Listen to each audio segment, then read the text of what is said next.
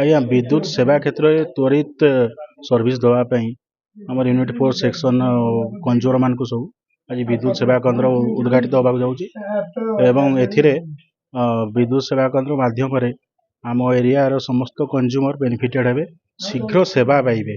ଏଥିରେ ଆମର ନମ୍ବର ଏଠି ଅଛି, ହ୍ୟୁଜ୍ କଲ୍ ନମ୍ବରରେ କଲ୍ ରେଜିଷ୍ଟର ହେବା କ୍ଷଣି ସାଙ୍ଗେ ସାଙ୍ଗେ ଲୋକ FCC ଆପ୍ରେ ତାକୁ ରେଜିଷ୍ଟର କରି ଇମିଡ଼ିଏଟ୍ ମୁଭ୍ କରିବେ ଏବଂ ଯେଉଁଠି ପ୍ରୋବ୍ଲେମ୍ ଥିବ ଇସ୍ୟୁ ଥିବ ତାକୁ ରିଜଲ୍ଭ ହେବ।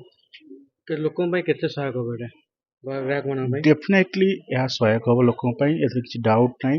ବହୁତ ଶୀଘ୍ର ସେବା ପାଇବେ ଏବଂ କେଉଁଠି ଇଣ୍ଟରପ୍ସନ୍ ହେବ, ଲଙ୍ଗ୍ ଟର୍ମ ଇଣ୍ଟରପ୍ସନ୍ ବି ପ୍ଲସ୍ ସର୍ଟ ଟର୍ମ ଇଣ୍ଟରପ୍ସନ୍ ଶୀଘ୍ର ତାକୁ ଆଟେଣ୍ଡ କରିହେବ ଏବଂ ଲୋକଙ୍କୁ ରିଲାଏବଲ୍ ପାୱାର ସପ୍ଲାଏ ଦେବା ପାଇଁ ଆମର ଲକ୍ଷ୍ୟ ରଖା ହେଇଛି ଏବଂ ସେଇ ଦିଗରେ ଆମେ ଗତି କରୁଛୁ। ପ୍ରାୟତଃ ଖରାଦିନେ ପ୍ରାୟ ଟାଇମ୍ ପାୱାର କଟ୍ ହୁଏ, ଲୋକମାନେ ଫୋନ୍ କଲେ ଫୋନ୍ ଏଙ୍ଗେଜ୍ ଆସେ, ତ ଏଇଥର ସେଇ ସବୁ ଅସୁବିଧା ହେବନି ତ? ନାଇଁ, ସେ ସବୁର ସମାଧାନ ପାଇଁ ଆମର କଲ୍ ସେଣ୍ଟର ବି ଅଲରେଡ଼ି ଅଛି ଏବଂ ଆମେ ବି ଏଠି ବିଦ୍ୟୁତ ସେବା କେନ୍ଦ୍ର ଉଦ୍ଘାଟନ କରୁଛୁ। ଯେକୌଣସି ବିଦ୍ୟୁତ ସମ୍ବନ୍ଧୀୟ ଅଭିଯୋଗ, ଯେକୌଣସି ଆପଣ ବିଲ୍ ସମ୍ବନ୍ଧୀୟ ହେଉ, ଆପଣଙ୍କର ବିଦ୍ୟୁତ ଆଉଟେଜ୍ ସମ୍ବନ୍ଧୀୟ ହେଉ କିମ୍ବା ସର୍ଭିସ୍ ୱାୟାର ଚେଞ୍ଜ କିମ୍ବା ମିଟର ଚେଞ୍ଜ, ଯେକୌଣସି ବିଦ୍ୟୁତ ସମ୍ବନ୍ଧୀୟ ଅଭିଯୋଗ ଆପଣ ଏଠି ପଞ୍ଜୀକରଣ କରିପାରିବେ ଏବଂ ତାର ସମାଧାନ ଅତି ଶୀଘ୍ର ସମାଧାନ କରାଯିବ। ସମୟରେ ଆଉ ଲୋକ ହଇରାଣ ହେବେନି?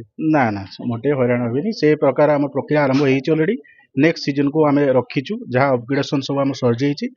ଆମେ ଭାବୁଛୁ ନିହାତି ଆମେ ରିଲାଏବଲ୍ ପାୱାର ସପ୍ଲାଏ ସମର ସିଜନ୍ ପିକ୍ ସିଜନ୍ ଦେଇପାରିବୁ ଲୋକ। ଚିଫ୍ ଗେଷ୍ଟ କିଏ ଅଛନ୍ତି ଆଜି ଇନୋଭେସନ୍ କରିବା ପାଇଁ? ଆଜିର ଚିଫ୍ ଗେଷ୍ଟ ଆମର CWO ସାର୍ ଅଛନ୍ତି ଇନୋଗ୍ରେସନ୍ କରିବାକୁ।